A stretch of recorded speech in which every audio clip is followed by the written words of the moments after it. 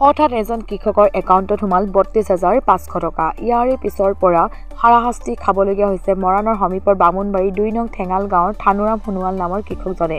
প্ৰধানমন্ত্ৰী মোদীয়ে দিয়া কলাধন তেওঁৰ ইউনিয়ন বেংক অৱ ইণ্ডিয়া বেংকৰ একাউণ্টত সোমালে বুলিয়ে ভাবিছিল কৃষকজনে। সেই সময়ত টকাৰ প্ৰয়োজন হৈ থকাৰ বাবে বেংকৰ পৰা উলিয়াই নিজৰ কামত খৰচ কৰে যুৱকজনে।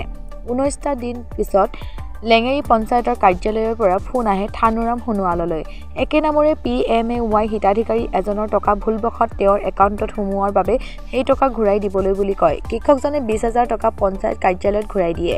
১২,৫০০ লগে লগে দিবলৈ সক্ষম নহ'ল। ইয়াৰ পিছতে বেংক একাউণ্টটো লক হৈ যায়, লেনদেন কৰিব নোৱাৰা হয়। প্ৰায় ৬ মাহ পূৰ্বে সংঘটিত এই ঘটনাৰ পিছত শেহতীয়াকৈ পুনৰ PMAY দ্বিতীয় কিস্তি ধন ৪৮,৭৫০ টকা সোমোৱাত পঞ্চায়তৰ বিষয়া কৰ্মচাৰী আৰু বেংক কৰ্তৃপক্ষৰ বিৰুদ্ধে গৰ্জি উঠিছে কৃষকজন। পঞ্চায়তত এনেধৰণৰ কেলেংকাৰী হৈ থকাৰ সন্দেহ কৰিছে কৃষকজনে। হিতাধিকাৰীজন একে নামৰ হ'লেও পিতৃৰ নাম দুয়োজনৰে বেলেগ, একাউণ্ট নম্বৰো বেলেগ। তৎসত্ত্বেও হিতাধিকাৰীজনৰ ধন অন্য লোকৰ একাউণ্টত সোমোৱাৰ পিছত ভৱিষ্যতে PMAY আঁচনিৰ পৰা বঞ্চিত হৈ যোৱাৰ আশংকা কৰিছে কৃষকজনে। এই সমগ্ৰ বিষয়ত উচিত তদন্তৰ দাবী জনাইছে কৃষকজনে। মানে যেতিয়া প্ৰথম কিস্তিটো সোমাইছিলে, সোমোৱাৰ ১৯ দিনৰ পিছতহে কিন্তু মোৰ লগত যোগাযোগ কৰিছিলে। প্ৰথমতেতো মই ভাবিছিলোঁ যে মোদী চৰকাৰে যিহেতু ইলেকশ্যনৰ আগত কৰি আহিছিলে যে প্ৰত্যেক মানে সেই প্ৰত্যেকৰ একাউণ্টত কালাধন ১৬ লাখ টকা দিব। মই সেই তেনেকৈ ভাবি পেলাই আপোনাৰ যেতিয়া ৩২,৫০০ সোমাইছে সেইটো পইচা মই তেখেতৰে এটা অংশ বুলি মই উইথড্ৰ কৰিলোঁ আৰু মোৰ নিজৰ ঘৰুৱা কামত ব্যৱহাৰ কৰিলোঁ। যিহেতু ইউনিয়ন বেংকত মই মৰাণ ব্ৰাঞ্চত এটা একাউণ্ট খুলিছিলোঁ আৰু সেই একাউণ্টত ৩২,৫০০ টকা সোমালে। আৰু পিছত গম পালোঁ যে পঞ্চায়তৰ পৰা যোগাযোগ কৰাত পঞ্চায়তে জনালে যে আপোনালোকৰ একে ৱাৰ্ডৰে এজন ছেইম নাম, তেখেতৰ ঘৰৰ পইচা আপোনাৰ একাউণ্টত ভুলবশতঃ সোমাই গ'ল। তো সেইখিনিলৈকে ঠিকে আছিলে। আৰু তাৰপিছত মই ৰিটাৰ্ণ কৰিলোঁ 20,000 আৰু বাকী 12,৫০০ টকা এটা ৰিটাৰ্ণ কৰিব আছে। কিন্তু নিজৰ ঘৰৰ অৱস্থা বেয়া হোৱাৰ কাৰণে, আৰ্থিক অৱস্থাটো বেয়া হোৱাৰ কাৰণে সেইখিনি দিব পৰা নগ'ল। তো সেইখিনিলৈকে চব ঠিকেই আছিলে।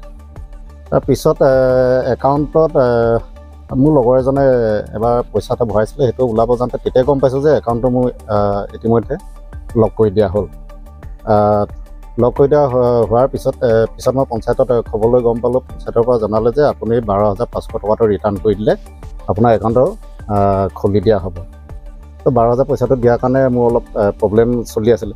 আৰু তেনেকৈ গৈ এতিয়া যোৱা 13 তাৰিখ 12 মাহ 2024 দিনৰ 11টামান বজাত পুনৰ মোৰ একাউণ্টলৈ সেই একেই লোকজনৰে বেনিফিচিয়াৰীজনে পইচা ৪৮,৭৫০ টকা ইতিমধ্যে মোৰ একাউণ্টত সোমালে। আৰু তেতিয়াই মই চিন্তা কৰিলোঁ, মোৰ প্ৰশ্ন কিছুমান আহি গ'ল। প্ৰথমত তেখেতলোকে ক'লে যে পঞ্চায়তৰ পৰা ক'লে যে ভুলবশতঃ মানে আপোনাৰ একাউণ্টত পইচাটো মানে ট্ৰেন্সফাৰ হৈ গ'ল।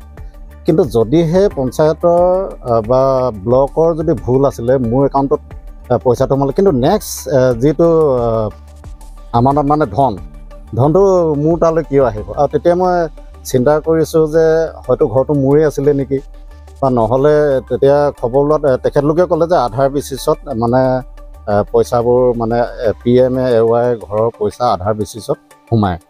আৰু মোৰ এটা মই চিন্তা কৰিছোঁ, মোৰ আধাৰ কাৰ্ডত ওৱান নেশ্যন ওৱান কাৰ্ড কিবা মেৰা আধাৰ মেৰা পেহচান, তাৰমানে মোৰ আধাৰ কাৰ্ডৰ লগত তেখেতৰ বেনিফিচিয়াৰীজনৰ আধাৰ কাৰ্ডৰ সম্পৰ্ক কি? যেতিয়া ছেকেণ্ড কিস্তি যেতিয়া সোমাইছে, হিতাধিকাৰীক ফোন কৰি সুধিলোঁ যে এনেকৈ পুনৰ মোৰ ইয়াত সোমাই গ'ল। তেতিয়া তেখেতে কৈছে যে অলৰেডি এইটো লক হৈ আছে আৰু পঞ্চায়তৰ পৰা এতিয়া খুলি দিলে মানে লকটো খুলি দিব আৰু আপুনি মোক পইচাটো ৰিটাৰ্ণ কৰিব। কিন্তু মই সেইবোৰ মাজত ঝামেলাত সোমাই থাকিব বিচৰা নাই। আৰু যদি প্ৰকৃতাৰ্থত মোৰে ঘৰ হয় সেইটো মই পাব লাগে। আৰু যদি মোৰ ঘৰ নহয়, দ্বিতীয়বাৰ প্ৰথমবাৰ কিবা ভুলবশতঃ সোমাই গ'ল মানি ল'লোঁ, কিন্তু দ্বিতীয়বাৰ ঘৰৰ পইচা কি কাৰণে সোমাব?